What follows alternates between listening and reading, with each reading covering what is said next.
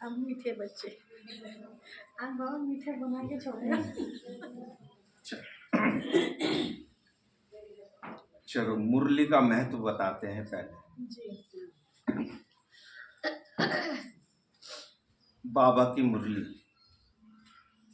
देखो, मुरली भक्ति मार्ग में भी बताते हैं कि श्री कृष्ण ने मुरली बजाई और मुरली की धुन सुनकर के गोप गोपियां कोसों दूर से चली आती थी।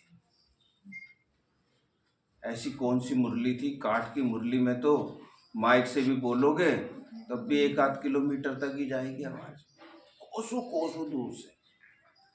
बाबा ने बताया आकर के, अब समझ में आता है कि कौन सी मुरली थी, है ना। वे तो थी काठ की मुरली जिसे कनरस कहते हैं, और बाबा जो सुनाते हैं इसको कहते हैं ज्ञान मुरली, ज्ञान की मुरली। और मुरली में 5 शब्द आते हैं। मैं पे छोटी की मात्रा, रे, ले और फिर ले पे बड़ी की मात्रा, मुरली। तो सबसे पहले मैं शब्द आता है। मुरली वो जो हमारे जीवन में मधुरता पैदा करे, मधुरता। उस मुरली से कोई मधुरता पैदा नहीं होती, कनरस है। फिर छोटा ऊ, माना मुरली वो जो हमारे जीवन में उपरामता पैदा करे, उपराम कर दे हमारे जीवन। तीसरा रे, मुरली माना जो हमारे जीवन में रमणीकता लाए। मुरली उस जो काठ की मुरली है, जो होठों पे रख के बजाई जाती है, उससे जीवन में रमणीकता नहीं आती, ज्ञान से रमणीकता आती। फिर मुरली वो जो हमारे जीवन में लक्ष्य पैदा करे, हमारा एम ऑब्जेक्ट क्या है। तो मुरली से, इस ज्ञान मुरली से पता लगता है कि हम नर से नारायण और नारी से श्री लक्ष्मी बनने वाले, मनुष्य से देवता बनने वाले, शूद्र से ब्राह्मण बने। और सबसे बड़ी लास्ट में आता है बड़ी की मात्रा, ली, माना मुरली जो हमको ईश्वर से मिला दे। ई माना ईश्वर। तो ऐसी मुरली बाबा हमको आकर के सुनाते हैं। तो बाबा ने आज कहा, मीठे बच्चे, 15 फरवरी 2025 के महावाक्य, मधुबन से उच्चारे हुए बाप दादा के मीठे मधुर महावाक्य, आज की प्रातः मुरली। बाबा कहे, मीठे बच्चे, बाप तुम्हें देवी धर्म और श्रेष्ठ कर्म सिखलाते हैं ना, इसलिए तुमसे कोई भी आसुरी कर्म नहीं होने चाहिए। अब आसुरी कर्म के अंदर छोटी छोटी बातें भी आती हैं। कई दफे हम उसको समझते नहीं, आसुरी कर्म इधर की उधर बातें करना। मान लो हमने किसी को हंसी में कोई बात कह दी और उसका दिल दुखा, वो भी पाप के खाते में चला जाता है ना, वो भी आसुरी कर्म हो जाता है। इसलिए बाबा कहते हैं आसुरी कर्म नहीं होना चाहिए, बुद्धि बहुत शुद्ध चाहिए। शुद्ध माना पवित्र। प्रश्न करते हुए बाबा ने कहा, बच्चे, देह अभिमान में आने से पहला पाप कौन सा होता है? देह अभिमान में कौन सा होता है? ये दुख देने वाले होता है, किसी भी तरह से उल्टा सीधा बोलना। देहभान में आके बोलते हैं, उल्टा सीधा अपमान करते हैं किसी का। देह अभिमान में अहंकार, देह की दृष्टि जाती है, देह की दृष्टि बहुत अच्छा, क्रूर दृष्टि आ जाती है। हाँ देखो, क्योंकि जो पाप कर्म होते हैं देह अभिमान में आने से होते हैं। और बाबा मुरलियों में खूब कहता है, बच्चे, इन आँखों की बहुत संभाल करनी, क्योंकि आँखें सबसे ज़्यादा धोखा देती है। कुदृष्टि किससे जाती है ना, आँखों से जाती है, मन में संकल्प आ जाता है ना। वो फिर जो है ना, क्या होता है, एक टीवी स्क्रीन का काम करता है, बाद में फिर वो उस पर दृश्य चलते रहते हैं। तो इसलिए मन को, बाबा ने कहा मन को एकाग्र करो, बुद्धि को एकाग्र करो, है ना। जब मन बुद्धि एकाग्र होगी ना तो ये आंखें भी धोखा नहीं दे सकती। इसलिए बाबा ने कहा अगर देह अभिमान है तो बाप की याद के बजाय देहधारी की याद आएगी और फिर कुदृष्टि जाती रहेगी, खराब ख्यालात आएंगे। ये बहुत बड़ा पाप है, समझना चाहिए। माया वार कर रही है, फौरन सावधान हो जाना चाहिए। बुद्धि को खींच के लाओ। अभी देखो बाबा का चित्र लगा रखा है, योग में बैठते बाबा के सामने। बाकी बाबा ने तो कहा कि मुझे परम धाम में याद करो, फिर चित्र लगाने की क्या जरूरत है? क्योंकि बुद्धि इधर उधर भाग जाती है। चित्र सामने होता है तो बुद्धि जल्दी खिंच के आ जाती है ना, इसलिए चित्र लगाना जरूरी है। ओम शांति। रूहानी बाप रूहानी बच्चों को समझा रहे हैं। रूहानी बाप आए कहाँ से हैं?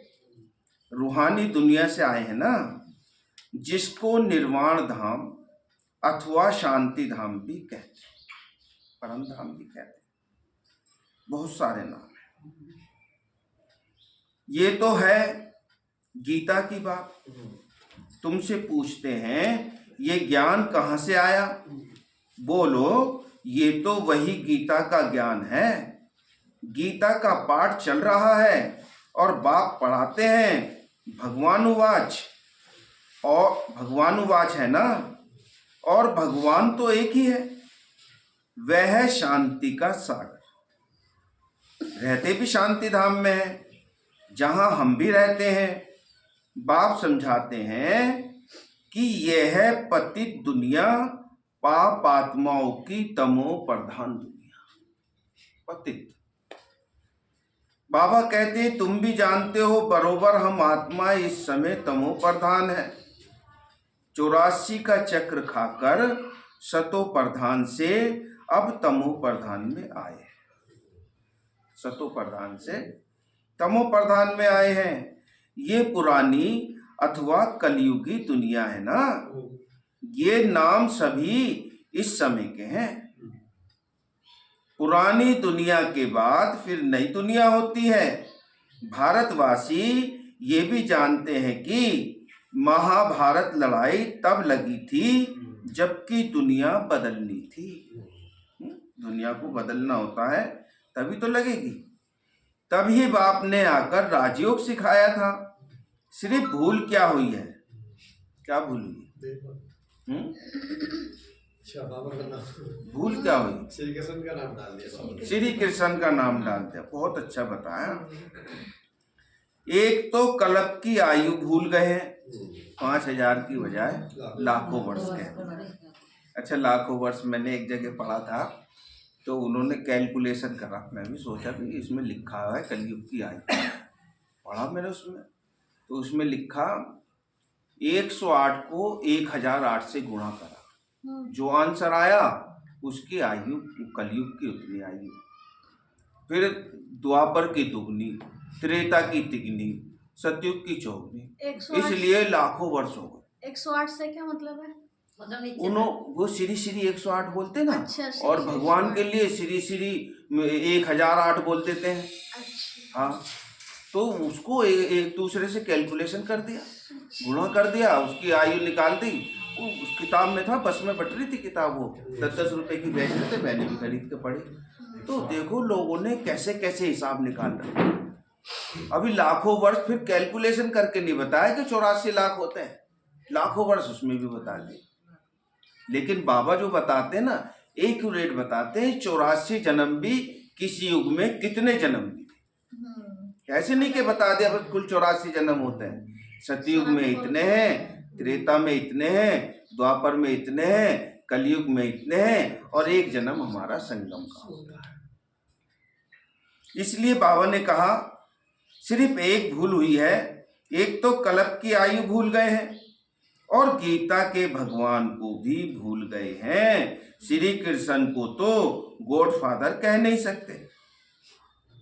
आत्मा कहती है गॉडफादर तो वह निराकार हो गया।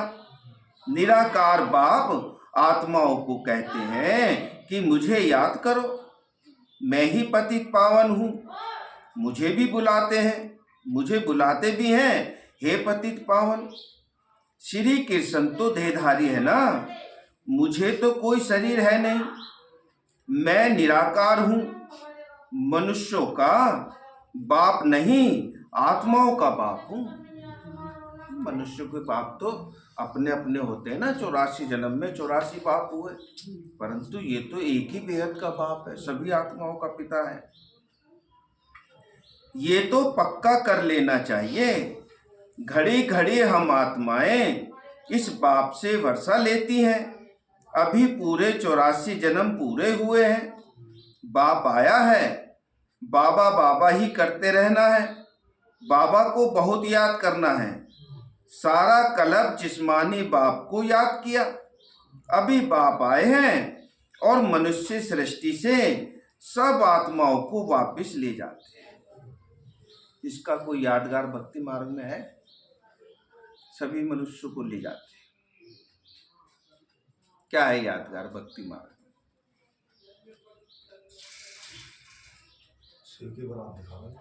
गदनपुरा वाली माँ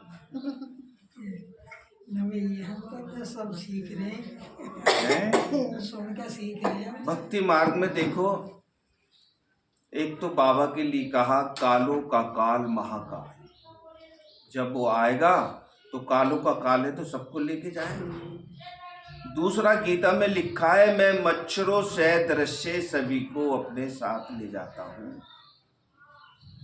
ये यहाँ का यादगार भक्ति में चलता है। तो बाबा कहते हैं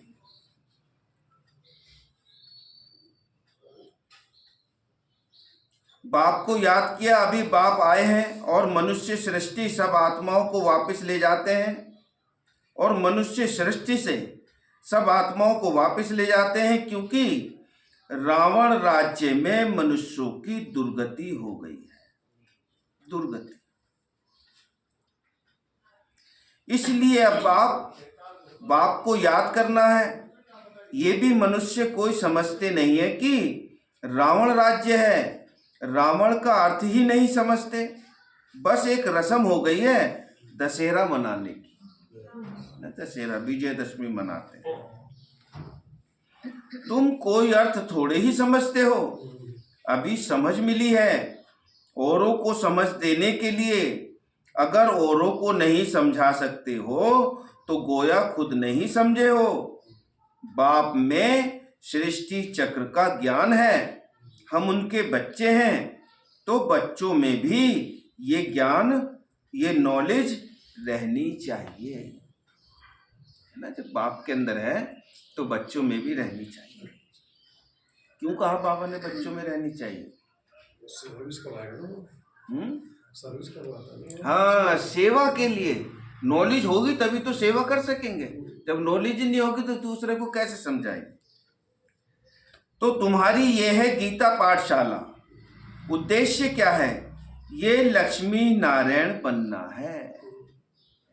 ऐसी कोई भी संसार में कोई दवाई या कोई ऐसी खुराक या जो मनुष्य को नर से नारायण और नारी से श्री लक्ष्मी बनाते, ऐसी सुंदर दुनिया का मान। तो यह है राजयोग, नर से नारायण और नारी से श्री लक्ष्मी बनने की ये नॉलेज है। वो लोग कथाएं बैठ सुनाते हैं, है ना, कथा सुनाते हैं वो सत्यनारायण की कथा। उसमें 2-3 बातें आती हैं। एक तो पूरी कथा के अंदर जो है भरत का दृष्टांत दिखाया। भरत के अलावा उसने व्रत रखा, उसका बेड़ा निकल आया, भरत तोड़ दिया, बेड़ा डूब गया।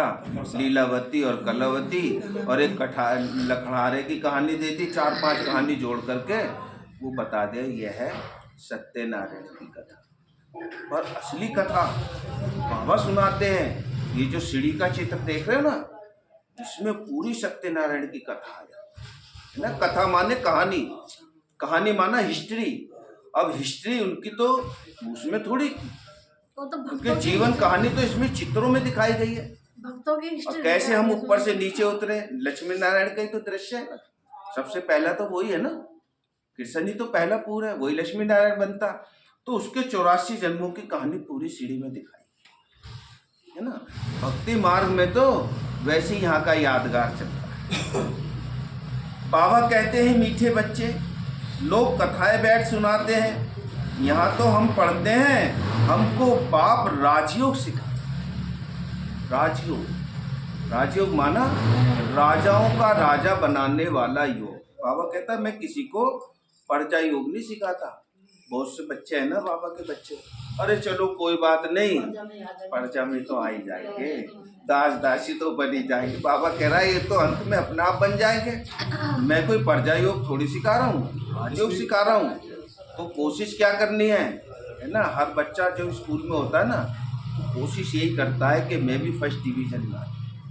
तो हमको भी तो ऐसे जाना है। चलो फर्स्ट नंबर में तो बाबा चला गया, लेकिन डिवीजन में तो आ सकते हैं ना। भाई जी वहाँ भी नहीं करते सब कोशिश है वहाँ भी नहीं हाँ, कुछ बच्चे नालायक होते हैं, यहाँ भी हैं ऐसे। टीचर कोशिश करते हैं, टीचर कोशिश करता है सारे बच्चे हो जाए। लेकिन एक बात और भी है, कोई बच्चा गया टीचर के पास पेपर के टाइम में और जाकर के गुरुजी के पैरों में गिर गया। पेपर का टाइम था, गुरुजी ने उठो उठो क्या बात है, कहने लगा गुरुजी बस आशीर्वाद दे दो मैं पास हो जाऊँ। अबे मैंने कि मैं तो सारे स्कूल को दे देता हूँ आशीर्वाद, सब पास हो जाओगे। अबे जो पढ़ेगा वही तो पास होगा, जबरदस्ती पैरों में पढ़ने से थोड़ी पास होंगे। अबे पढ़ो। तो बाबा भी कहते हैं बच्चे पढ़ो, है ना, ये पढ़ाई है। मैं कोई वैसे नहीं है, कॉमन नहीं है, भक्ति मार्ग नहीं है ये। यहाँ तो पढ़ाई है। जैसे उस पढ़ाई के अंदर बैरिस्टर बनते हैं, वकील बनते हैं, इंजीनियर बनते हैं, तो यहाँ पे भी नर से नारायण बनते हैं। ऐसी मनुष्य से देवता बनते हैं, ऐसी पढ़ाई पढ़ाता हूँ। तो बाबा ने कहा बच्चे,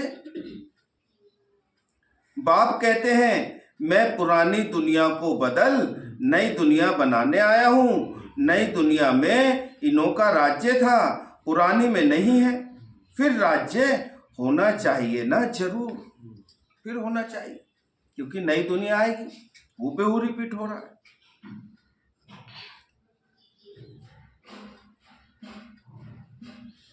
तो बाबा कहते हैं, बाप कहते हैं मैं पुरानी दुनिया को बदल नई दुनिया बनाने आया हूं।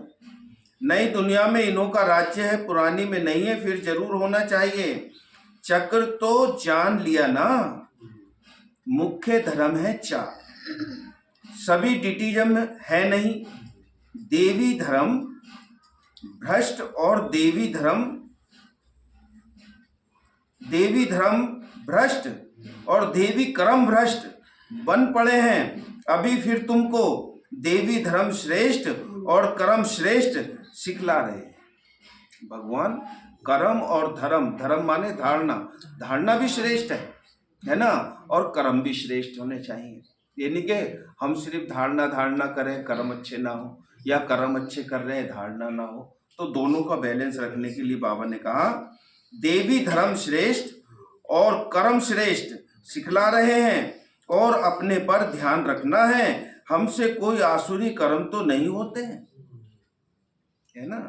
डॉक्टर ने दवाई दी और परहेज करा ली, दवाई खा ली, तो परहेज भी जरूरी है ना। इसलिए बाबा कहते हैं आसुरी कर्म जो है ना वो भी नहीं होने चाहिए, ये परहेज है।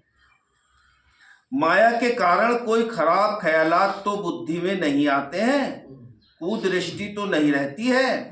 देखो इनकी कुदृष्टि जाती है अथवा खराब ख्यालात आते हैं तो इनको झट सावधान करना चाहिए। उनसे मिल नहीं जाना चाहिए, उनको सावधान करना चाहिए। जैसे मौन रख रखा है, दूसरा बोल रहा है तो हम भी बोल पड़े। फिर पूछो क्या बात, नहीं दीदी ये बात कर रही थी ना, मतलब अपना भी उस पर डाल दिया। ये नहीं कि उसे भी चुप करा दे। मैंने तो दीदी ये बोल रहे थे ना इसलिए हम बोल रहे थे। हाँ, नहीं भक्ति मार्ग में तो मैंने देखा कि मैं ट्रेन में यात्रा कर रहा था, लोकल ट्रेन थी। ऊपर एक व्यक्ति ऊपर वाली बर्थ पे बैठ करके उसने अपनी माला निकाली, माला जपने लगा, और माला जपते जपते इतना खो गया माला के अंदर, उसे पता ही नहीं। नीचे जो है वो कुछ लोग बैठे हुए थे, राजनीति की बातें कर रहे थे। तो वो उसकी माला चल रही है, वो भी बोलने लगा और माला चल रही है। मैं देखो यार कैसी भक्ति महाराज, माला रुक नहीं रही क्योंकि आदत पड़ गई है ना। तो हमारी भी क्या है, हमारा हम यहाँ से ओम शांति करते रहेंगे, मन सारे में घूम के आ जाए, है ना। तो लेकिन हमारे मन को ही कंट्रोल करें। उनका भक्ति मार्ग में क्या है, मन कंट्रोल नहीं है ना, बस सारे में घूम आएगा मन, और वो मुख से बात कर रहे हैं, मन घूम रहा है चारों तरफ, बोल रहा है।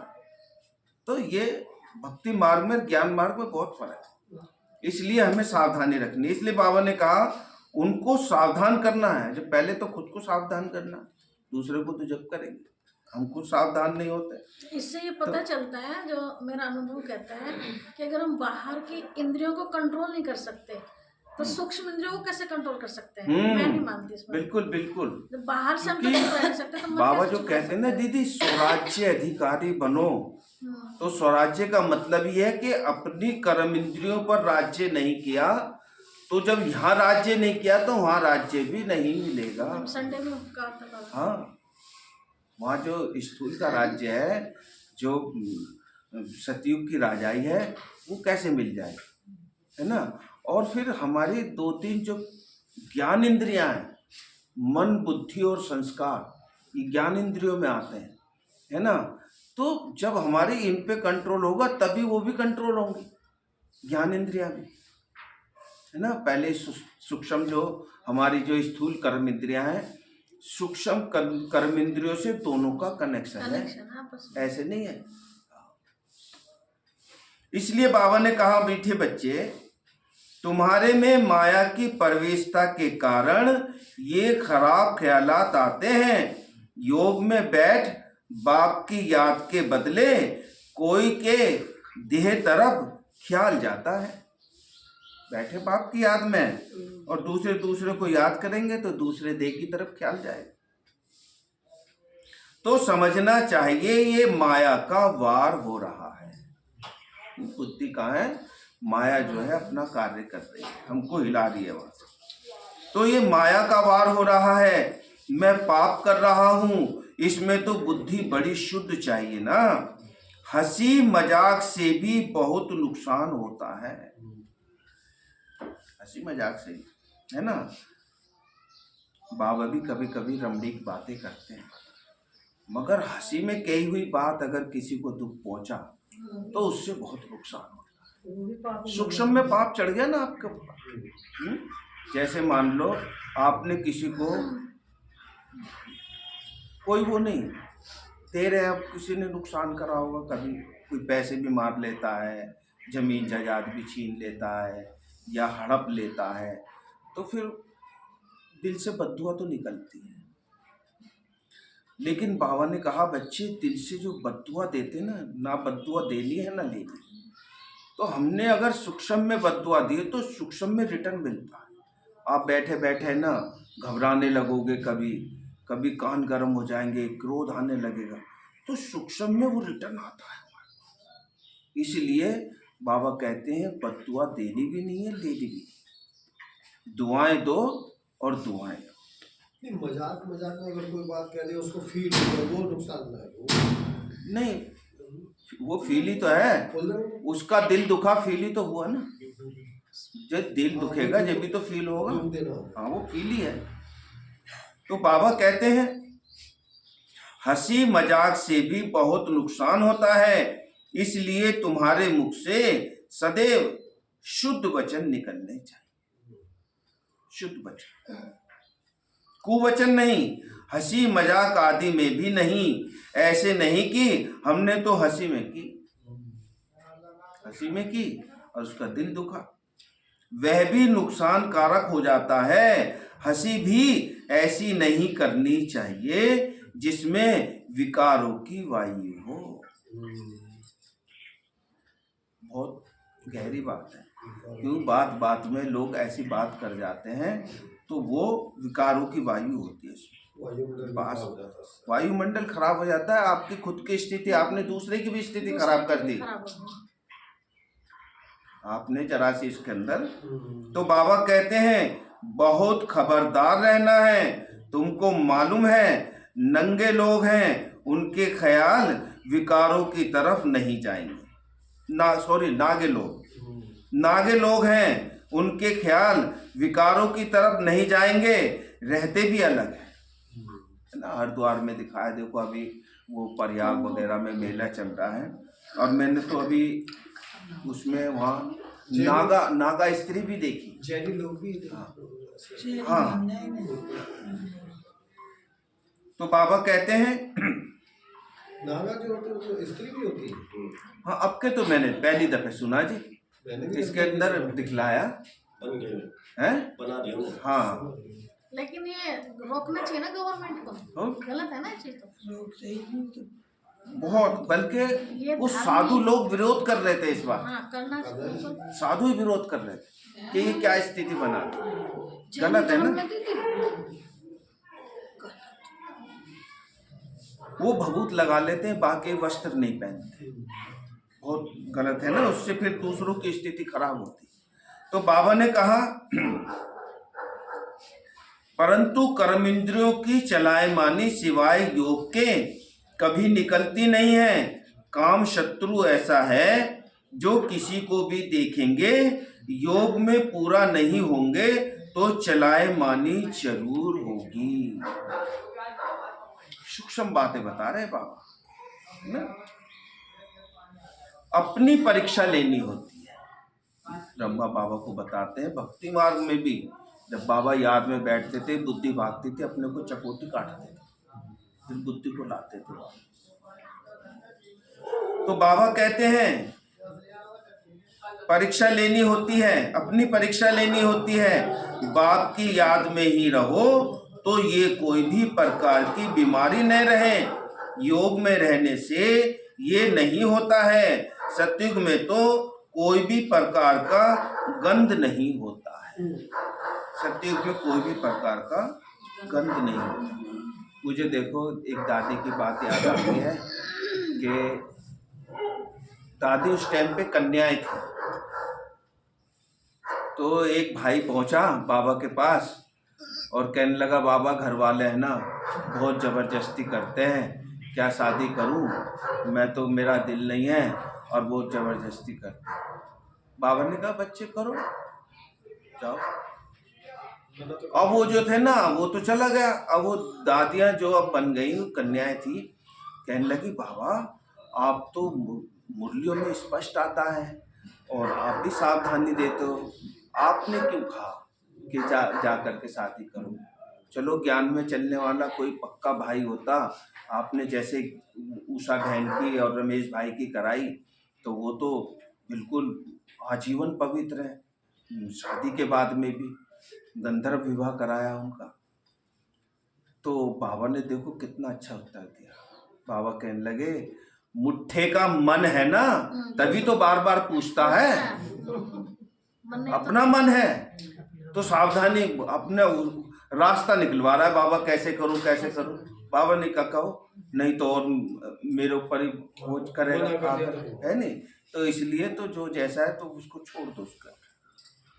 बाबा इसमें भी कहता है जैसे आप प्रदर्शनी में किसी को समझाएं तो जो अपने परिवार की आत्मा होगी जल्दी टच होगा। और बहुत से तो इतनी डिबेट करेंगे, इधर देखेंगे उधर देखेंगे, आपकी बात सुनेंगे भी नहीं और अपनी बात रखेंगे भक्ति मार्ग, है ना। उससे कहते रहो 2 और 2 4 होते हैं, नहीं जी 5 ही होते हैं।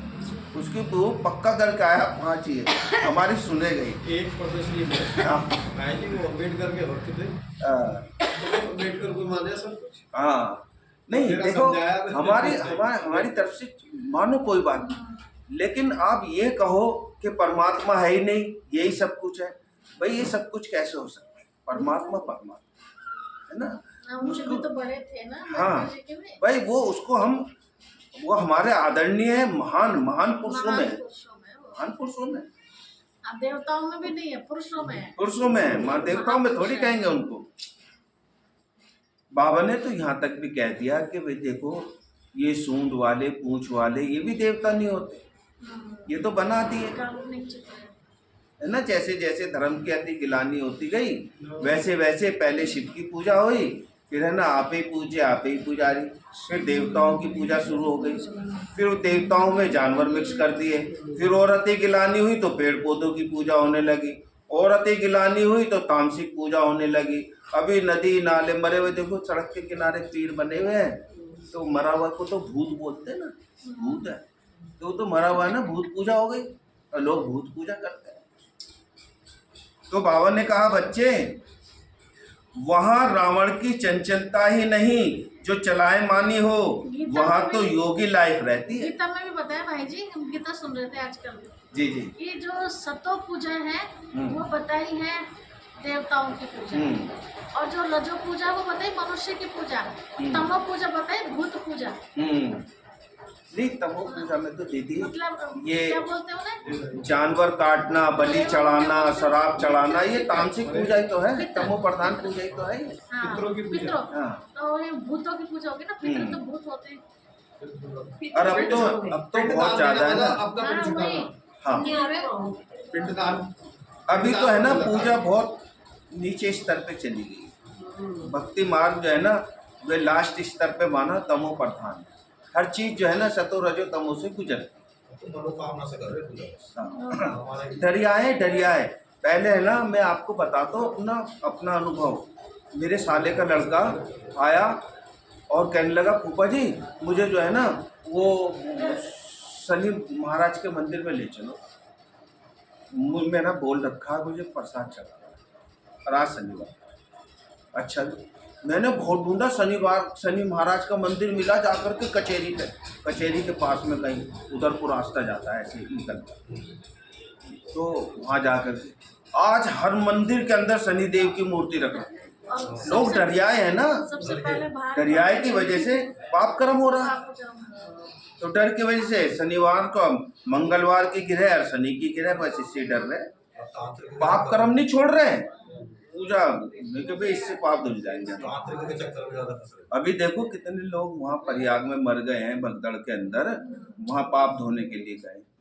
बाबा कहता है ये तो पानी है, पानी से तो शरीर ही तो धुलता है, आत्मा थोड़ी धुलती है भाई, पाप तो आत्मा में है, शरीर में थोड़ी है।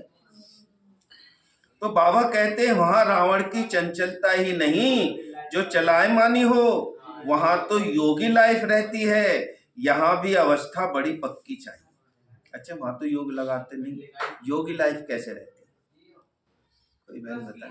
संस्कार तो ये पवित्र को हाँ, बहुत अच्छा बताया, क्योंकि हमारा जो यहाँ का जो कमाया हुआ है योग बल, बाबा कहते बच्चे योग को बल बना लो, तो योग बल है ना, वहाँ पे संतान भी योग बल से होगी, राज्य भी योग बल से चलेगा, सारा कारोबार यहाँ के योग बल से, क्योंकि इतनी शक्ति लेकर के जाएंगे हम यहाँ से, है ना।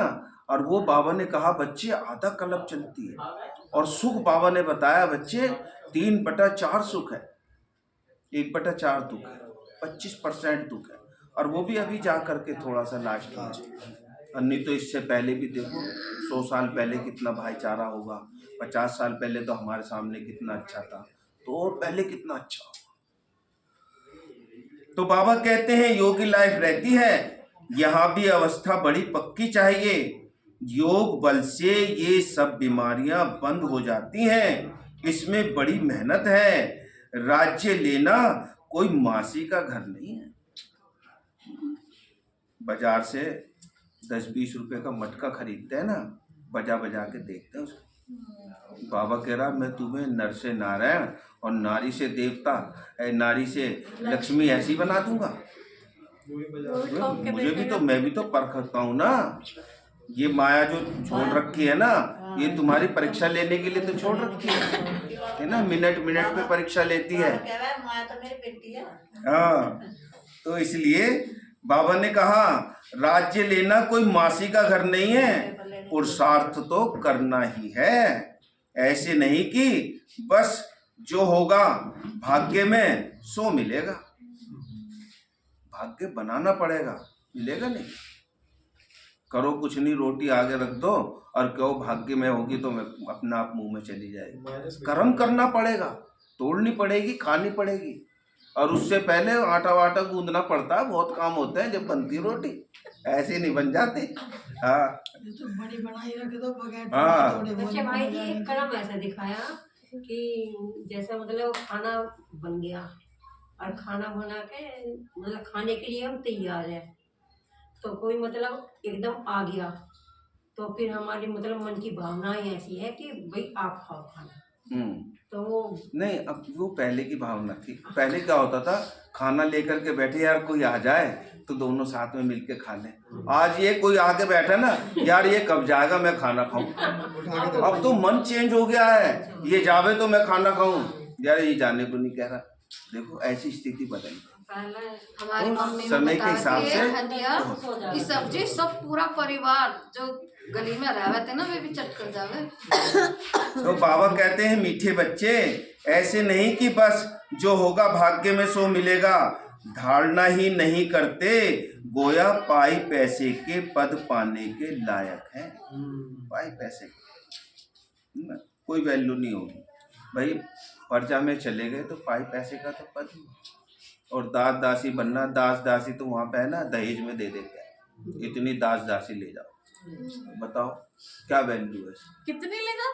यानी इतनी दास दासी ले जाओ, वहाँ पे होता है कि उसमें ये है, जब शादी करते हैं ना तो ये गिन गिन गिनते दे, ये तुम ले जाओ। ऐसे कैसा गिनती। होगा भैया जी? तो वो फिर दासी रहती दासी थी। ऐसे कैसे तो चल जाएगा? 33 वो तो दासी दासी रह रहे हैं, वहाँ दासी कौन से राजा रानी बनेगी? नहीं, राजा रानी तो नहीं, उनका अपना परिवार। हाँ, उनका अपना तो परिवार होगा। रहता है, परिवार सहित चले जाते हैं वो। अच्छा। हाँ, वो तो जड़ खरीद गुलाम जैसे मुसलमानों के टाइम में नहीं होते थे गुलाम। फैमिली सहित। हाँ, तो उनको दास दासी कह दिया, उन्होंने उर्दू में गुलाम कह दिया उसको। हाँ, तो दास दासी नहीं बनना किसी को भी। हाँ, देख लो दहेज में बेच देंगे, फिर ले जाओ दहेज में है, वहाँ जा करके फिर यहाँ पे भी करी वही गुलामी, फिर वहाँ पे भी वही गुलामी करनी पड़ेगी। विदुर से उम्मीद है दासी अपना तो लक्ष्मी नारायण की विदुर। है ना? नहीं, वो तो ठीक है। वो तो भक्ति मार्ग की सब, लेकिन यहाँ ज्ञान मार्ग में भी बाबा बातों को बिल्कुल स्पष्ट क्लियर करके बता कि बच्चे मैं तुम्हें राजयोग सिखा रहा हूँ, और जो सिखा रहा हूँ उसका वही पद होना चाहिए, वही पद लो ना। प्रजा योग तो मैं सिखाई नहीं रहा, फिर प्रजा के बारे में सोचते क्यों? क्लियर बता रहे तो अपने पापा क्लियर कर रहे सारी बात। सिखा रहे राजे।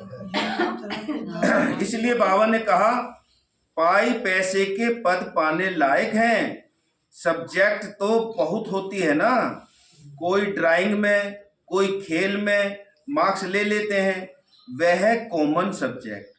वैसे ही ये भी सब्जेक्ट है, कुछ ना कुछ मिलेगा, बाकी बादशाही नहीं मिल सकती। कुछ ना कुछ तो भक्ति मार्ग में ही मिल जाता है, और यहाँ पे भी मिलेगा, ऐसे नहीं। क्योंकि बाबा ने कहा बच्चे ज्ञान अविनाशी है, इसका कभी विनाश नहीं होता। चाहे कोई प्रदर्शनी में होके भी चला गया ना, ज्ञान में चला ही नहीं, वो भी सत्युग त्रेता के लास्ट में आवे, चाहे प्रजा में आवे, दास दासी में आवे। क्योंकि 33 करोड़ है ना, तो सारे राजा थोड़ी होंगे। बाबा ने तो कह दिया 8 की माला, फिर 108 की माला, और सत्युग त्रेता में तो राजा पद जो है 20 ही तो हुए, 12 गद्दी वहाँ है, 8 गद्दी वहाँ है, 20 हुए। चलो राजा रानी दोनों को लगा लो तो 40 हुए। तो 108 की माला कौन सी होगी? 16,108 की माला कौन सी होगी? 9 लाख की माला कौन सी होगी? जो रॉयल फैमिली में आएंगे, हाँ, रॉयल फैमिली वाले तो वो 108 में आ जाते हैं, और जो 16,108 में आने वाले हैं वो उन जो दूर परे की भी रिश्तेदारी हो जाती है ना रजाई परिवार में, वो सब 16,108 नहीं, साहूकारों की नहीं माला ना, वो तो माला तो साहूकारों की माला सिमरी थोड़ी जाती। तो बाबा ने कहा मीठे बच्चे, बाकी बादशाही मिल नहीं सकेगी, वह तो सर्विस करेंगे तब बादशाही मिलेगी। उसके लिए बहुत मेहनत चाहिए, बहुतों की बुद्धि में बैठता ही नहीं है, जैसे कि खाना हजम ही नहीं होता। बुद्धि में ना बैठना माना खाना हजम नहीं होता है ना। जैसे बाबा कहते हैं ना, बाबा ने कई दफ़े कहा कि जैसे डंगर होते हैं जुगाली करते हैं खाना खाने के बाद, तो तुम भी जुगाली करो इस ज्ञान को हजम करने के लिए, इस ज्ञान को हाँ, इस पे ज्ञान मंथन भी करना है, विचार सागर मंथन, है ना। और फिर ज्ञान को दूसरों को बांटना भी, उससे बढ़ता है। और मंथन करने से एक एक पॉइंट क्लियर होती है ना। जैसे बाबा ने कहा, बच्चे मैं तुम्हें पढ़ाने आता हूँ, बात तो छोटी सी है ना, लेकिन उसको मंथन करो। सोचो, बाबा भगवान पढ़ाता है, मैं भगवान का स्टूडेंट हूँ, भगवान मेरे लिए आया है, मुझे रोज देखो, छोटी सी बात है, उसको लिखते चले जाओ, आप शास्त्र लिख दोगे एक छोटी सी बात, है ना। तो उस पर मंथन करना है, कोई भी बात उठा लो, उसे मंथन करो। तो बाबा कहते हैं ऊंच पद पाने की हिम्मत नहीं, इसको भी बीमारी कहेंगे ना। तुम कोई भी बात देखते देखते न देखो, रूहानी बाप की याद में रहे, औरों को रास्ता बताना है, अंधों की लाठी बनना है। तुम तो रास्ता जानते हो ना। जो रास्ता जानता है उसको तो दूसरों को भी बताना चाहिए ना। रचेता और रचना का ज्ञान, ज्ञान मुक्ति और जीवन मुक्ति तुम्हारी बुद्धि में फिरते रहते हैं। जो महारथी हैं, बच्चों की अवस्था में भी रात दिन का फर्क रहता है, बच्चों की अवस्था भी ऊपर नीचे होती है। बाबा तो कई मुरली में कहा, महारथियों को भी माया हक कर लेती है ना। माया बहुत जबरदस्ती, इसलिए बाबा आंखों की संभाल के लिए, क्योंकि कुदृष्टि आंखों की वजह से जाती है। और मन में बाबा कहते श्रेष्ठ संकल्प, जितने संकल्प श्रेष्ठ होंगे उतने कम गति होगी संकल्प, जितने व्यर्थ संकल्प होंगे संकल्पों की गति तेज होगी। और तेज गति से ही लोगों को बीपी की बीमारी, हार्ट की बीमारी, मानसिक रोग, ये तेज गति के कारण है ना। क्योंकि वो बहुत फास्ट गति से सोचते सोचते पता नहीं कहाँ चले जाते हैं। बाजी बाजी को तो ब्रेन हेमरेज हो जाता है, सोचते दिमाग की नस फट जाती है। इसलिए बाबा कहते हैं रात दिन का फर्क रहता है, कहाँ बहुत धनवान बन जाते हैं, कहाँ बिल्कुल गरीब। रजाई पद में तो फर्क है ना, बाकी हाँ वहाँ रावण न होने के कारण दुख नहीं होता, प्रजा को भी दुख नहीं होता। बाकी संपत्ति तो फर्क है ना, संपत्ति में तो फर्क है ना। संपत्ति से सुख होता है, जितना योग में रहेंगे उतनी हेल्थ बड़ी अच्छी होगी। मेहनत करनी है, बहुतों की तो चलन ऐसी रहती है जैसे अज्ञानी मनुष्यों की होती है। बाबा अपने बच्चों के लिए कह रहा है ये बात। ऐसी चलन वाले भी हैं जो अज्ञानी मनुष्यों की रहती है। फिर बताओ ज्ञान में चलने का क्या फायदा। जैसे कि यह है कि मान लो वे जैसे तू तड़ाक से, बदतमीजी से या चलाए मानी, जैसे बाबा ने अभी कहा कुदृष्टि चली जाती है, इस तरह की बातें हमारे ज्ञान में चलने वाले भी करते हैं। ये भी तो बाबा कहते है ना। तो ये नहीं। अभी एक लड़का कंकड़ खेड़े वाले उस पे अजय नाम का एक लड़का आता है, बहना अपनी, वो जो भी भाई मिलता है ना उसके एक ही, वो वहाँ चंदोसी का रहने वाला है। तो वो यही कहता है कि वो यार माँ बाप बहुत जिद करते हैं शादी के लिए, क्या कोई ज्ञान की बहन मिल जाए। मैंने कि उसी ज्ञान की बहन को और खराब करी होती है। हाँ वही, हाँ। तो ये क्या करते हैं, ऐसे लोग जो है वायुमंडल भी खराब करते हैं।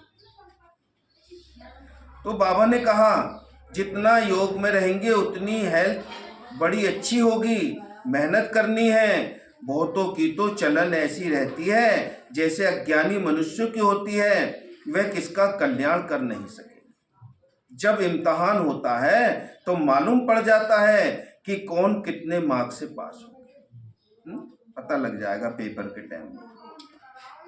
फिर उस समय हाय हाय करनी पड़ेगी, हाय हाय करनी पड़ेगी उस समय। तो देखो धर्मराज के उसमें फिर तो टाइम मिले। अभी तो बाबा कह रहा है बहुत टाइम है बच्चे, थोड़ा टाइम है, कर लो।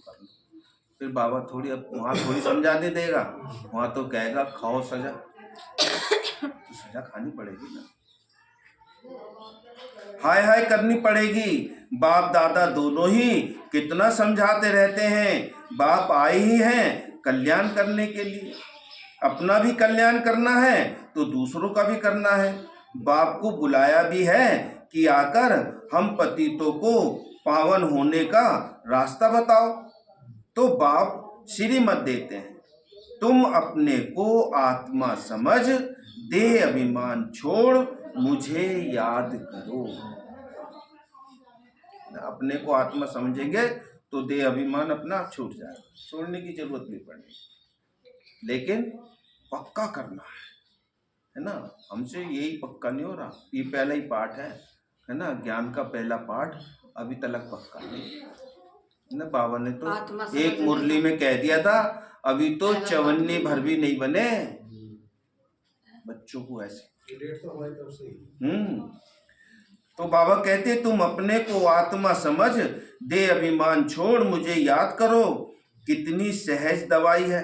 बोलो हम सिर्फ एक भगवान बाप को मानते हैं, वह कहते हैं मुझे बुलाते हो कि आकर पतितों को पावन बनाओ, तो मुझे आना पड़ता है। ब्रह्मा से तुमको कुछ भी मिलता नहीं, याद उसे नहीं करना, लेकिन क्यों रखा फिर बाबा ने? फॉलो करना है ना, उनका आचरण, उनके आचरण पर चलना। उन्होंने कैसे कैसे है ना, एक एक भक्ति मार्ग में एक एक कर्मों की, बाबा कहते बच्चे तुम्हारे एक एक कर्मों की पूजा होगी।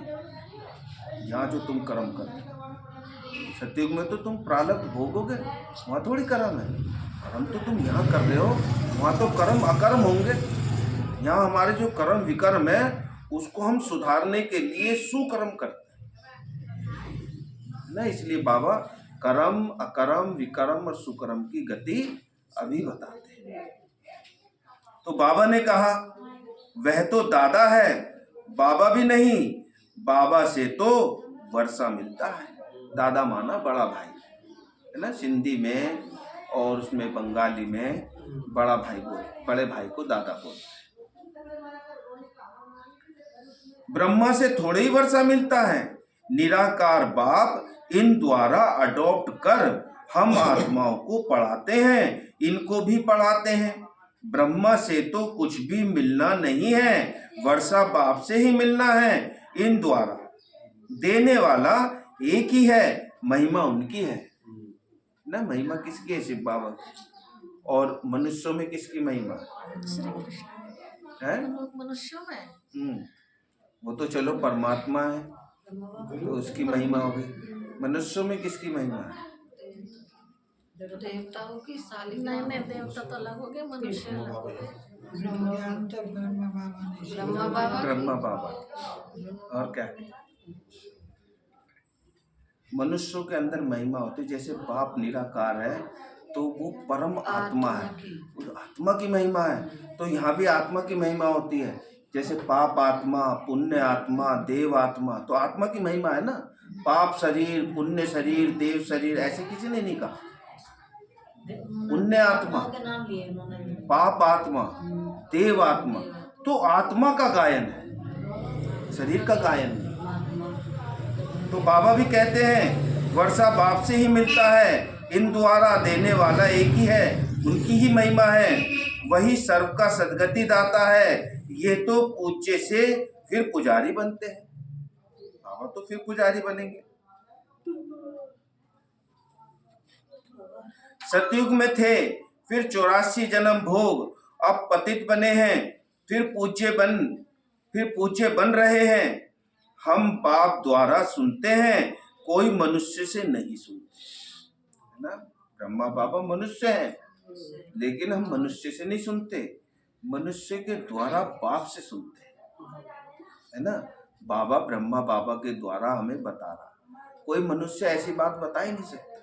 बड़े बड़े ऋषि मुनि, आचार्य, विद्वान और क्या नाम जी तुम्हारा, बड़े बड़े जो साइंटिस्ट हुए हैं, कोई भी ऐसी बात किसी ने नहीं बताई है ना। उन्होंने तो आत्मा को पकड़ने की बहुत कोशिश करी है ना। मेडिकल साइंस कितना बड़ा है, परंतु भगवान को पकड़ नहीं पाया, वो आत्मा को ही नहीं पकड़ पाया, भगवान को क्या पकड़ेगा। तो बाबा कहते हैं 84 जन्म भोग, अब पतित बने हैं, फिर पूज्य बन रहे हैं। हम बाप द्वारा सुनते हैं, कोई मनुष्य से नहीं सुनते। मनुष्य का है ही भक्ति मार्ग, भक्ति मार्ग, और बाप का क्या है? ज्ञान मार्ग। भक्ति मार्ग और ज्ञान मार्ग। ज्ञान सिर्फ एक ज्ञान सागर के पास ही है ना। वो तो कहते हैं शास्त्रों में बहुत ज्ञान है, भक्ति मार्ग के जो शास्त्र हैं, परंतु उसमें मनुष्य का ज्ञान है, ईश्वरीय ज्ञान नहीं है। उसमें भी ज्ञान है, ऐसा नहीं कि वे शास्त्र खराब है, बेकार है, नहीं, उसमें भी ज्ञान है, परंतु वो मनुष्य का ज्ञान है। यहाँ परमात्मा डायरेक्ट हमको ज्ञान देता है। तो बाबा कहते हैं, बहुत देखो बाहर खड़े होकर हमारे दरवाजे पे खड़े होकर, अब इनसे जोड़ सकेंगे जाकर? नहीं, आराम से समझाओ कोई।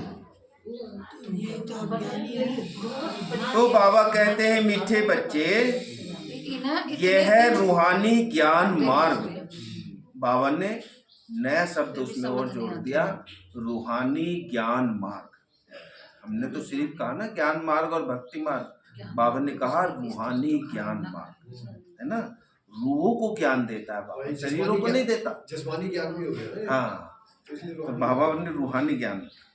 तो ज्ञान सिर्फ एक ज्ञान सागर के पास ही है, बाकी ये शास्त्र आदि सब भक्ति के हैं, भक्ति मार्ग के। तो इनसे भक्ति मार्ग के शास्त्रों से पढ़ने से कुछ बदलाव तो आता है, परंतु सदगति नहीं हो सकती, रहते फिर भी दुर्गति नहीं, है ना। पुनर्जन्म फिर यही लेना। तो सिर्फ एक ही ज्ञान सागर के पास ही है, बाकी ये शास्त्र आदि सब भक्ति के हैं। शास्त्र आदि पढ़ना ये सब है भक्ति मार्ग। ज्ञान सागर तो एक ही बाप है, हम सब नदियां सागर से निकली हैं, बाकी है पानी का और बाकी पानी का सागर और नदियां। भक्ति मार्ग में तो देखो यहाँ का गायन चलता है। अब यहाँ पर भाइयों के अंदर, भाइयों का इतना गायन नहीं, माताओं का गायन है, क्योंकि माताएं बहुत हैं। और इन नदियों के नाम भी सारे माताओं के ऊपर है। एक ही नदी ऐसी है जिसमें भाइयों का नाम आता है, ब्रह्मपुत्र, है ना। वही नदी एक ऐसी है, हाँ, बाकी गंगा यमुना कावेरी, है ना, सब फीमेल पर, मेल पर नहीं, मेल पर एक ही नदी है। इसलिए भक्ति मार्ग में एक गीत आता है, सारे तीर्थ बार बार गंगा सागर, है ना। सारे तीर्थ गंगा सागर यहाँ लगता है, गंगा भी और सागर भी, है ना, दोनों मिलते हैं ना, तो गंगा भी और सागर भी दोनों। भाई जी कहिए गंगा सागर भी नहीं, भक्ति मार्ग में तो बहुत बना दिए, हाँ। लेकिन यहाँ तो ज्ञान मार्ग में तो एक ही है ना। हाँ, आप भक्ति में क्यों चली जाती हो बार बार? भक्ति में चली जाती। हाँ,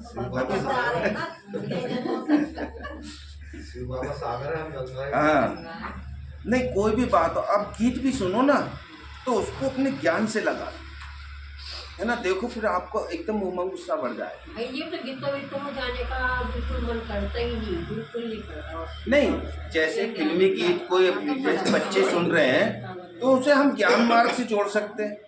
जैसे दूल्हे का चेहरा सुहाना लगता है दुल्हन का भी दिल दीवाना लगता है। तो अपने आप को देखो कि हम दुल्हन हैं और शिव बाबा हमारा दूल्हा है, हम सजनिया हैं, वो साजन है ना। तो उसका दिल दीवाना लगता है, उसका चेहरा सुहाना लगता है और हमारा दिल दीवाना है। दीवाने थे जब तो बाबा के बने ना, नहीं तो कैसे बनते। तो बाबा ने कहा मीठे बच्चे, बच्चों को ये सब बातें ध्यान में रहनी चाहिए, अंतर्मुख हो बुद्धि चलानी चाहिए, अपने आप को सुधारने के लिए अंतर्मुख हो अपनी जांच करो।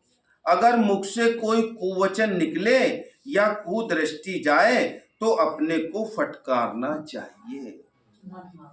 घृणा आनी चाहिए अपने आप से कि तूने ऐसे कहा क्यों, है ना। अपने आप से ही बातें कर, फटकारना चाहिए, हमारे मुख से कुवचन क्यों निकले, हमारी क्यों कुदृष्टि क्यों गई, अपने को चमाट भी मारनी चाहिए, चमाट भी मारनी चाहिए। घड़ी घड़ी सावधान करना चाहिए, तभी ऊंच पद पा सकेंगे। मुख से कुवचन न निकले, बाप को तो सब प्रकार की शिक्षाएं देनी होती है। बाप है, भगवान है ना, तो सारी शिक्षा दे रहा है ना, ज्ञान भी, योग भी, धारणा भी, सेवा भी, सब सिखाता है। अच्छा, ये चारों भक्ति मार्ग में भी होते हैं, ऐसे नहीं वहाँ ज्ञान नहीं है, वहाँ योग नहीं है, वहाँ सेवा नहीं है ना। वहाँ जो ज्ञान है वहाँ शास्त्रों का ज्ञान है, वहाँ जो योग है वो हठ योग है, वहाँ जो धारणा है वे जो शास्त्रों में लिखी है स्थूल वो सफाई की है। स्थूल, हाँ, स्थूल सफाई की धारणा, सफाई है। लेकिन यहाँ दिव्य गुणों की धारणा कराता है बाबा, है ना। सेवा वहाँ भी करते हैं, रोटी खिलाना, अन्न खिलाना, है ना, कपड़े बांटना, परंतु यहाँ बाबा कहता है ईश्वरीय सेवा, ज्ञान दान करने की सेवा, है ना, हड्डी सेवा, ये है सेवा। तो बाबा ने कहा मनुष्य तो जिसके लिए भी जो आता है वह कहते रहते हैं, जानते कुछ भी नहीं कि हम किसकी महिमा गाते हैं। महिमा तो करनी चाहिए एक ही पतित पावन बाप की, और तो कोई है नहीं। ब्रह्मा विष्णु शंकर को भी पतित पावन नहीं कहा जाता है, तो सूक्ष्म वतनवासी, लेकिन उनको भी पतित पावन, क्योंकि वे पतितों को पावन नहीं बनाते, शिव बाबा ही आकर के बनाता है। वे तो सूक्ष्म वतन में रहते, धरती पे आते ही नहीं, बाबा तो धरती पे भी आता है। वो कहते हैं कॉन्ट्रैक्ट ही मुझे मिला है, कॉन्ट्रैक्ट मिला है, बहुत बढ़िया। तो बाबा कहते हैं ये तो किसी को पावन नहीं बनाते, पतित से पावन बनाने वाला एक ही बाप है। पावन सृष्टि है, पावन सृष्टि है ही नहीं दुनिया, वो तो अभी भी है नहीं, वो तो अभी भी है नहीं। प्योरिटी है ही स्वर्ग में, पवित्रता का सागर भी है, ये तो है ही रावण का राज्य, है ना। वहाँ तो बाबा जो पवित्रता का सागर है, तो कोई रावण राज्य कहते हैं ना, दुख सुख वही देने वाला है, नहीं पुरानी दुनिया वही बनाने वाला। बाबा को क्या पड़ी पुरानी दुनिया बनाने, है ना। बाबा ने तो कहा था एक मुरली में, देखो मकान नया बनता है ना तो पुराना आप ही हो जाता है, बच्चा पैदा होता है बूढ़ा आप ही हो जाता है। तो मैं तो सतयुग त्रेता युग की स्थापना, कलयुग और द्वापर तो आप ही आ जाते हैं, मैं थोड़ी लाता हूँ उसको, ना मैं उसकी स्थापना करता हूँ, तो रावण की स्थापना है। तो बाबा ने कहा मीठे बच्चे, पवित्रता का सागर भी है, ये तो है ही रावण का राज्य। बच्चों को अभी आत्म अभिमानी बनने की बहुत मेहनत करनी चाहिए। मुख से कोई भी पत्थर व कुवचन नहीं निकलना चाहिए, बहुत प्यार से चलाना है। कुदृष्टि भी बड़ा नुकसान कर देती है। आज बाबा ने सारी मुरली कुदृष्टि पे चलाई,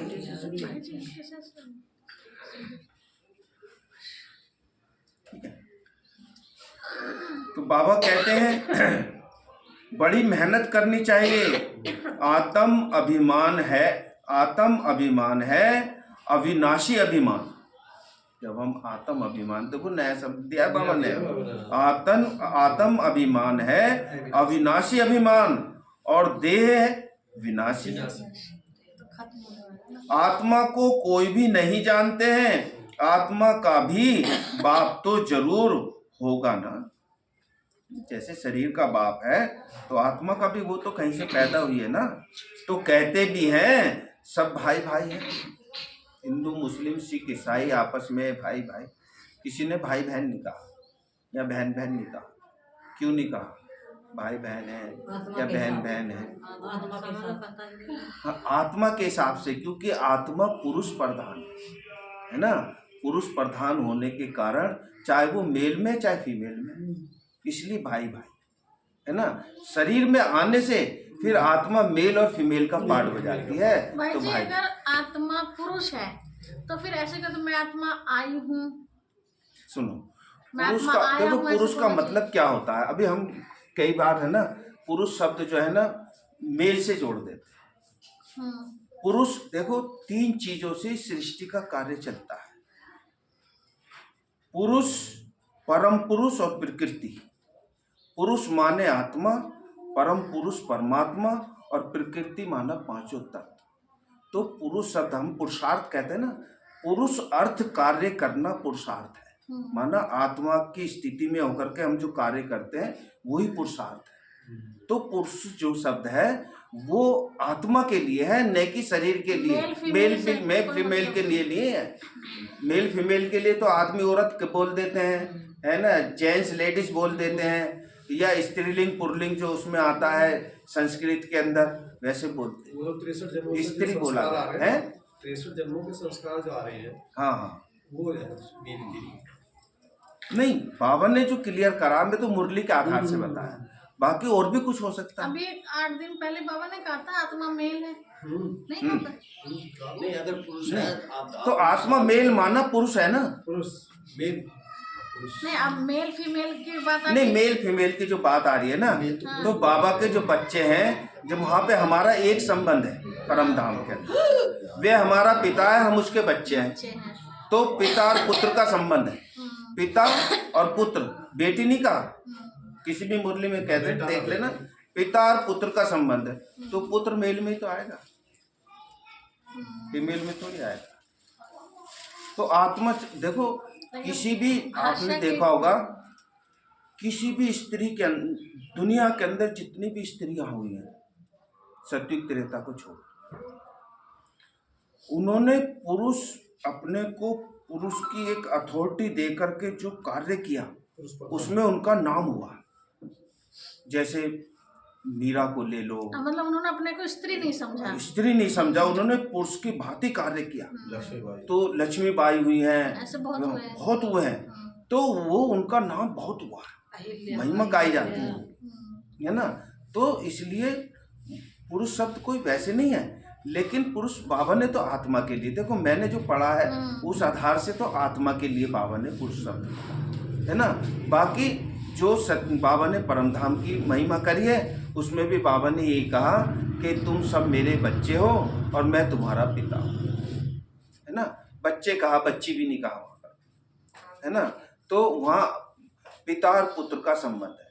फिर जैसे मुरलियों में आता है ना, ब्रह्मा बाबा के लिए कहते हैं कि ब्रह्मा बाबा ग्रेट ग्रेट ग्रैंड फादर है, शिव बाबा के लिए नहीं कहा। क्यों कहा ब्रह्मा के लिए? जबकि ग्रेट तो शिव बाबा है ना, उससे तो ग्रेट शिव बाबा है, लेकिन शिव बाबा ने अपने लिए नहीं कहा, ब्रह्मा बाबा के लिए कहा कि ये ग्रेट ग्रेट ग्रैंड फादर है। माँ का भी पाठ बजाया, बहुत अच्छा आंसर है। बाबा ने कहा मैं अकेला भी तो कुछ नहीं कर सकता, मैं अकेला भी कुछ नहीं कर सकता, इसके बिना कुछ नहीं कर सकता। बहुत अच्छा। आप बताओ भाई, क्यों कहा बाबा? ग्रेट ग्रेट बाबा, और मुरलियों में क्लियर करा बाबा ने कई दफे। परंतु क्या होता है ना, हमारा वो धर्म पिताओं का भी पिता है, धर्म पिताओं का भी पिता है। ब्रह्मा देखो ये आंसर भी बहुत अच्छा है, क्योंकि वो धर्म पिताओं, वो तो ऊपर हो गया ना, कुछ बाद में आए धर्म पिताएं भी। क्योंकि धारणा सबसे बड़ा धर्म तो उसी ने स्थापन किया, उसके द्वारा स्थापन हुआ। प्रैक्टिकल में जो वर्क किया है ब्रह्मा बाबा ने किया, ब्रह्मा बाबा ने किया। आप भाई जी क्या कहेंगे? भाई बहन की दृष्टि से हम ब्रह्मा बाबा द्वारा मिला ना ज्ञान, ब्रह्मा बाबा के द्वारा ज्ञान। ग्रैंडफादर का, लेकिन देखो बाबा ने जो क्लियर करा, बाबा ने कहा बच्चे, क्योंकि तुम्हारा सीजरा यहाँ बनता है, बाप का बाप, उसका बाप, उसका बाप, उसका बाप, तो ब्रह्मा बाबा से यहाँ सीजरा यहाँ चलता है, परम धाम में सीजरा नहीं चलता, इसलिए उसे ग्रेट ग्रेट ग्रैंड फादर नहीं कहे। ग्रेट ग्रेट ग्रेट ये बनता है ना, ग्रेट, इसी की तो इसका पिता, फिर उसका हाँ, पिता, इसका लास्ट में ग्रैंडफादर, हाँ, दादा, जब भी तो ग्रैंड फादर होगा, फादर का भी फादर, जब भी तो ग्रैंड फादर होगा, और उसको ग्रैंड फादर कहने की जरूरत नहीं, वो तो पिता है, सभी आत्माओं का पिता। वो आत्माओं का पिता। अब बाबा ने कई दफे मुरली में क्लियर करा है, परंतु क्या होता है, हम मुरली मैं बीच बीच में पूछता रहता हूँ ना, बस यही है कि मुरली में अटेंशन रहे, क्योंकि हमारी बुद्धि चली जाती है। अलौकिक पिता है, हैं? अलौकिक अलौकिक पिता है हमारा, वो पारलौकिक है और हमारे घर में जो है वो लौकिक है। तो बाबा ने कहा मीठे बच्चे सब भाई भाई हैं, फिर सब में परमात्मा बाप विराजमान कैसे हो सकता है? सभी बाप कैसे हो सकते हैं? इतना भी अकल नहीं है। संध्यापी जो कहा ना बाबा ने, इतना भी अकल नहीं है। सबका बाप तो एक ही है ना, उससे ही वर्षा मिलता है, उसका नाम है शिव। शिवरात्रि भी मनाते हैं, है ना। देखो शिवरात्रि के लिए बाबा ने भी मुरली में कहा था, पीछे भी हमने, कि कभी देखो शंकर रात्रि मनाते हैं क्या? और सबसे बड़ा त्योहार, जैसे गांधी जयंती मनाएंगे, नेहरू जयंती मनाएंगे, अपने बच्चों की जन्मदिन मनाएंगे, लेकिन भगवान होकर के गया उसका कौन सा जन्मदिन है, कौन सी जयंती है, और मनाते भी हैं परंतु पता किसी को नहीं, है ना। अब देखो दो शब्द आते हैं, एक शिवरात्रि और एक शिव जयंती। तो शिवरात्रि क्यों मनाई जाती है, शिव जयंती क्यों मनाई जाती है? अंधकार के समय में आए। बहुत अच्छा। और आप बताओ, अज्ञान रूपी अंधकार से, अज्ञान रूपी अंधकार से हमको निकाल की तरफ को लेके चले बाबा, प्रकाश की तरफ। लेकिन अज्ञान रूपी अंधकार में, तो इसलिए शिवरात्रि मनाई जाती है। शिवरात्रि, शिव जयंती क्यों मनाई? बाबा का शिव है, शिव बाबा का जन्मदिन है, जन्म, दिव्य अलौकिक अवतरण। जन्म हुआ बाबा ये तो लौकिक को पता नहीं किसी, दिव्य अवतरण है ना शिव बाबा। शिव बाबा का दिन। बहुत अच्छा आंसर है। देखो जयंती शरीर के द्वारा होती है। बाबा ने जब उनके शरीर में प्रवेश करा तब जयंती है, ब्रह्मा बाबा के शरीर में, तो शरीर के द्वारा जयंती होती है। और जब वो निराकार रूप में है, वो आया है, तो उसको जो है ना कुछ करके ज्ञान दे करके गया ना, तो वो आत्मा थी, परम आत्मा थी, तो इसलिए शिवरात्रि मनाई जाती है। भक्ति मार्ग वाले शिवरात्रि मनाते हैं, ज्ञान मार्ग में हमारी शिव जयंती है, बात है तो ना। एक ही है। बाप का और बच्चों का साथ में जन्म हो।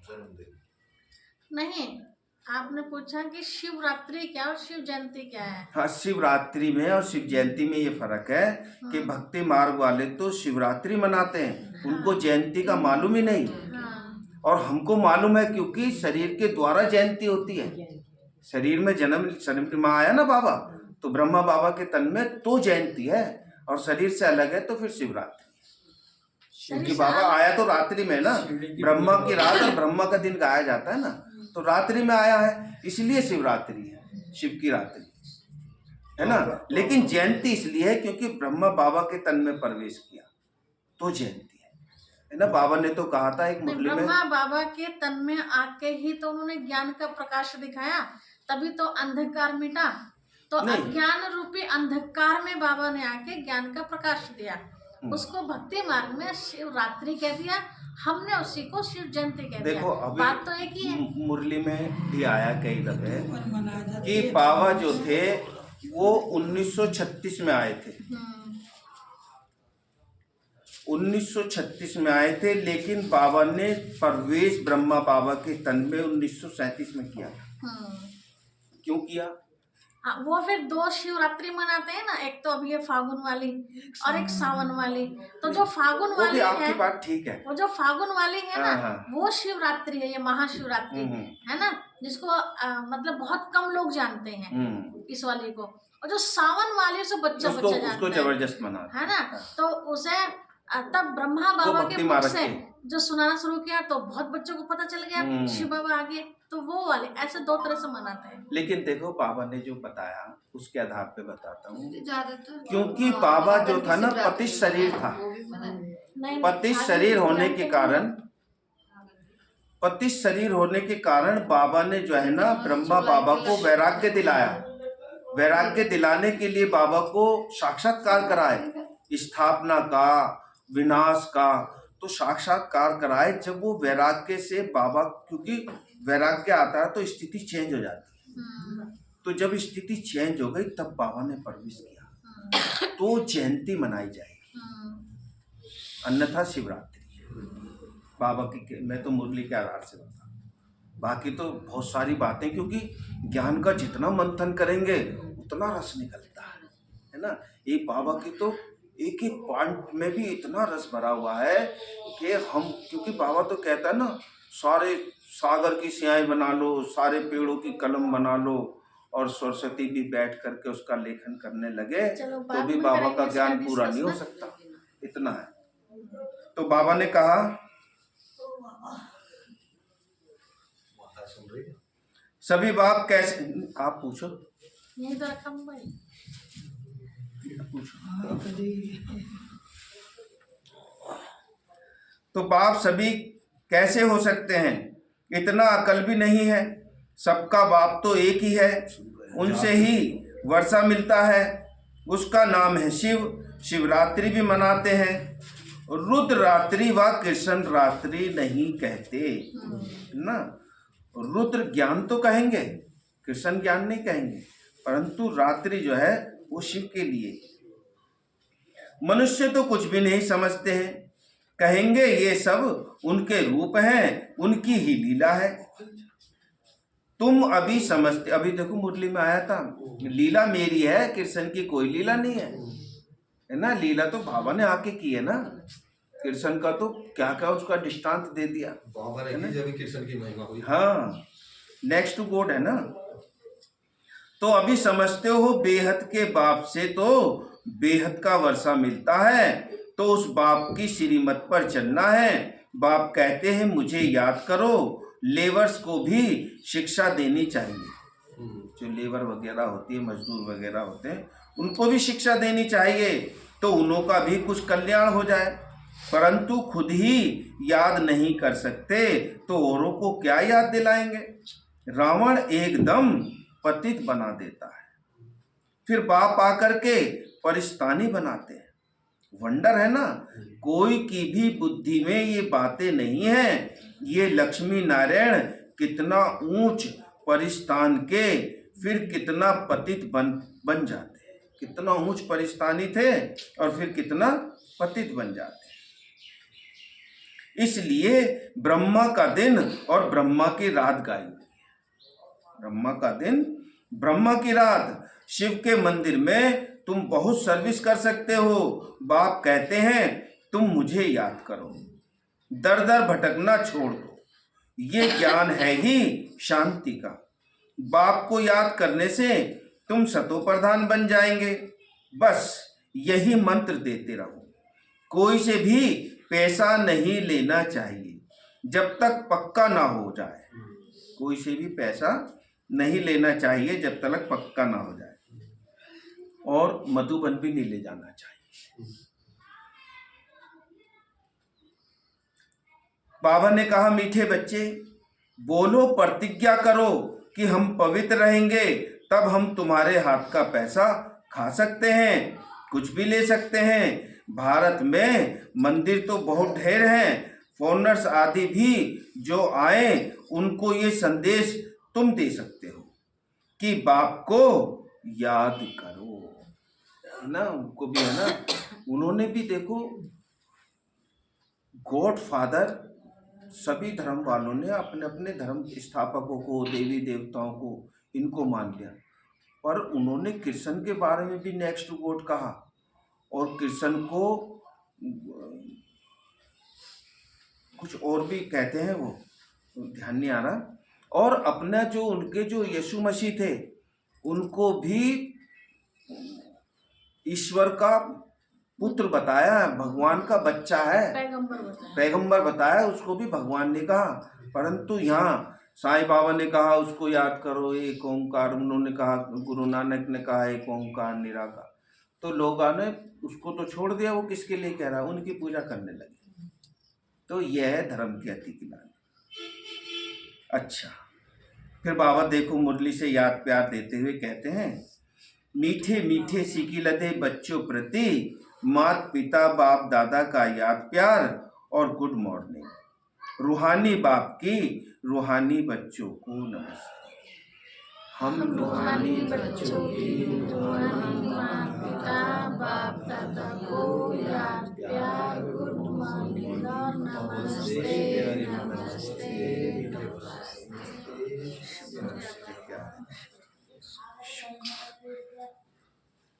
फिर देखो बाबा ने सारी मुरली का सार बताते हुए धारण करने के लिए मुख्य मुख्य 2 पॉइंट दिए।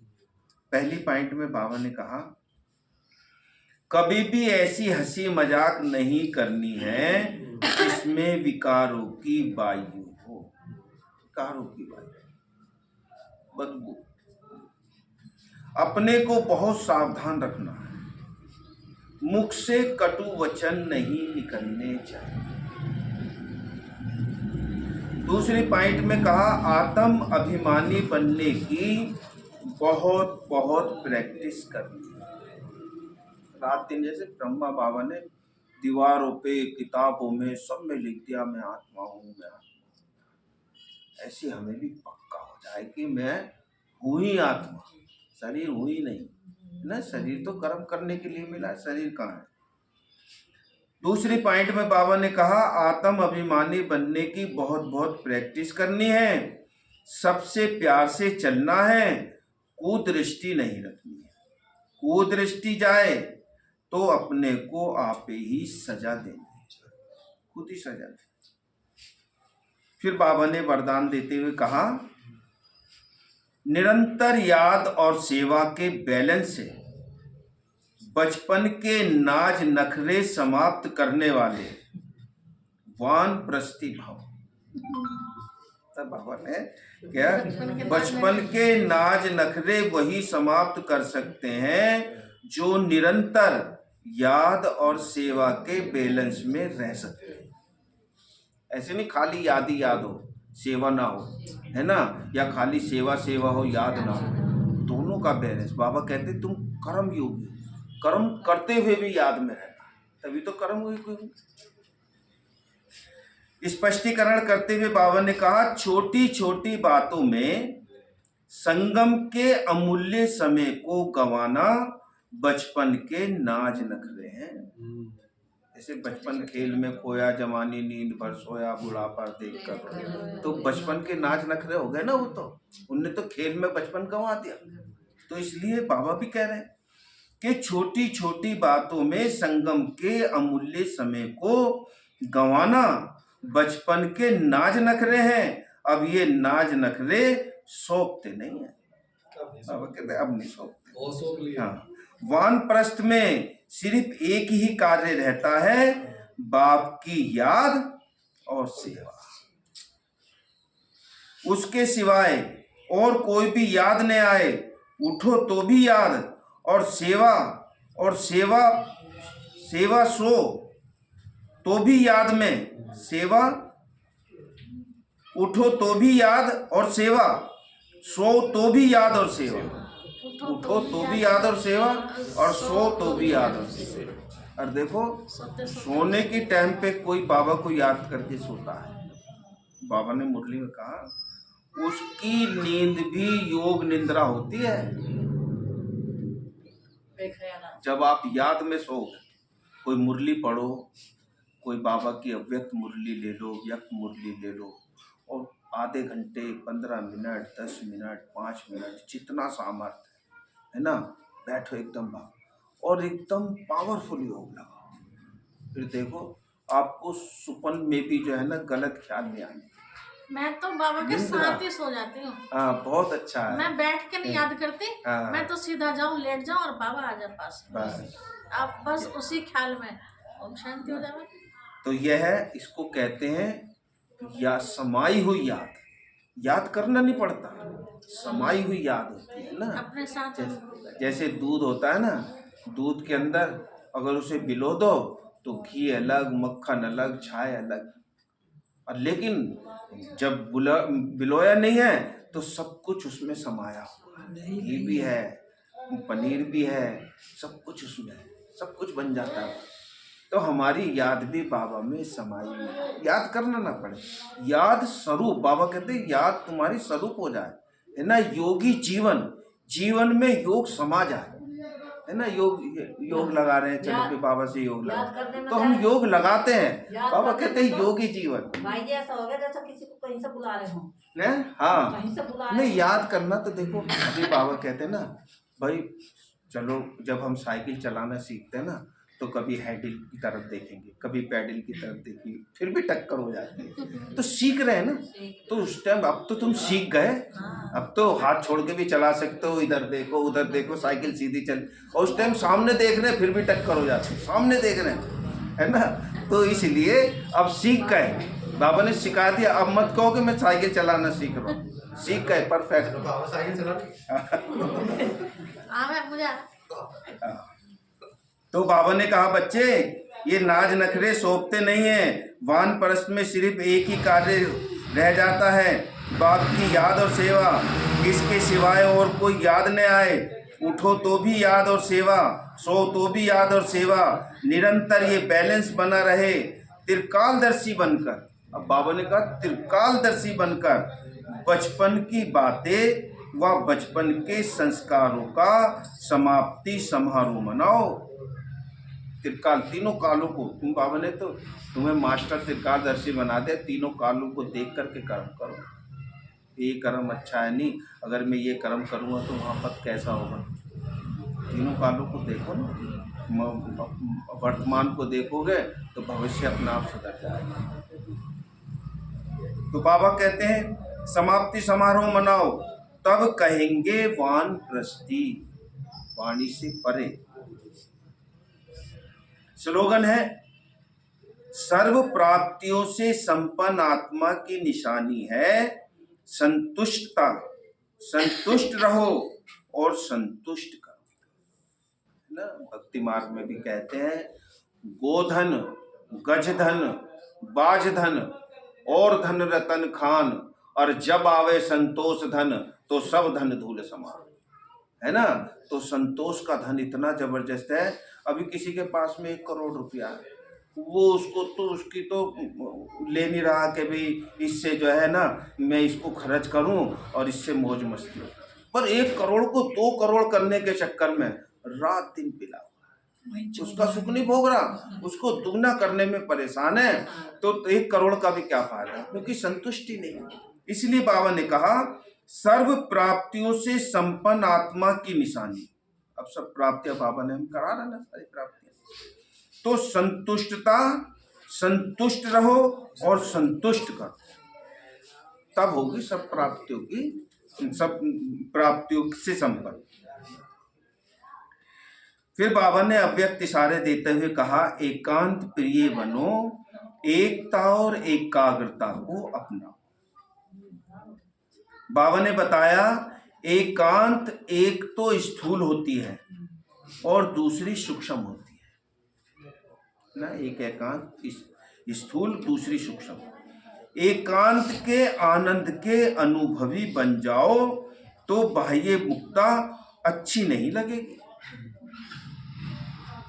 अव्यक्त स्थिति को बढ़ाने के लिए एकांत में रुचि रखनी है, एकता के साथ एकांत प्रिय बनना है। एकता में भी रहो, जैसे बाबा सबकी बातें सुनते भी ऐसा लगता था जैसे फरिश्ता हो, सुनते हुए जवाब भी दे रहा, सुन भी रहा, और उपराम स्थिति रहती है ना। तो बाबा ने इसीलिए तो कहा कि एकता के साथ एकांत प्रिय बनना है, एकता में भी रहना और एकांत प्रिय, अपने को आत्मा समझ के करना। तो ये थे बाबा के आज के हेडिंग पढ़ो दीजिए। बाबा ने कहा, मीठे बच्चे, बाप तुम्हें देवी धर्म और श्रेष्ठ कर्म सिखलाते हैं, इसलिए तुमसे कोई भी आसुरी कर्म नहीं होने चाहिए, बुद्धि बहुत शुद्ध चाहिए। आज की मुरली से बाबा ने प्रश्न करते हुए कहा, देह अभिमान में आने से पहला पाप कौन सा होता है। उत्तर में बाबा ने बताया, अगर देह अभिमान है तो बाप की याद के बजाय देहधारी की याद आएगी। देह अभिमान से, है ना, रिश्तेदारों की, दोस्तों की, है ना, सहेलियों की। अरे कई दफे क्या होता है, ये दोस्त और जो सहेली हमारी होती है ना, जा तो रहे थे सेंटर और वो दोस्त मिल गया रास्ते में, बात करने खड़े हो गए, फिर ओ यार उसे टाइम निकल गया, मुरली का ही टाइम खत्म हो गया, वही बातों में मस्त हो। तो सबसे ज़्यादा हमारे दोस्त और सहेलियाँ हमारा टाइम वेस्ट करते हैं, या घर पे आ जाते हैं हाँ घर पे आ जाओ। उस समय बाबा तो क्लास बोलता के है ये टाइम सबसे बड़ा दुश्मन है ये बाबा ने मुझे भी बोला है तो अपनी सावधानी, इसलिए बाबा कहता है एकांत प्रिय। नहीं, बाबा ने दोस्त को दुश्मन नहीं कहा भाई जी। दोस्त को दुश्मन है जो हमारे इस कार्य में बाधा डाले उसको थोड़ा जो दुश्मन है। आपको नहीं, व्यर्थता खुदा में दोस्त ले के जाए। लिए बाबा ने तो कहा कि बच्चे मैं तुम्हारा अगर दोस्ती निभाने तो मेरे से निभाओ, मैं तुम्हारा खुदा दोस्त हूँ। जो मुझसे आपका- कहो अपने दिल की बात, उससे कह दोगे ना, वो 4 जगह से जाके कहेगा देख वो ऐसा तुम्हारी आजकल संसार में ऐसे हैं, रो के पूछते हैं, हंस के उड़ाते हैं। ये तो प्रैक्टिकल है। हाँ, सही है तो इसलिए सामने तो कुछ पीछे से खुदा को दोस्त बनाओ ना, उसको क्यों बना रहे। जो बाधा डाले। उत्तर में बाबा ने कहा अगर देह अभिमान है तो बाप की याद के बजाय देहधारी की याद आएगी, कुदृष्टि जाती रहेगी, खराब ख्यालात आएंगे, ये बहुत बड़ा पाप है। समझना चाहिए माया वार कर रही है, फौरन सावधान हो जाना चाहिए। भक्ति मार्ग में तो नहीं पता लोगों को माया पर, लेकिन ज्ञान में तो पता है ना। जरा सी स्थिति बिगड़ी तुरंत समझ जाओ कि भाई ये माया है, अब इसको है ना आने नहीं देना, दूर से ही आएगी ना कुछ विक्रम करा के जाएगी, इसलिए आने नहीं देना उसको। अच्छा, ओम शांति।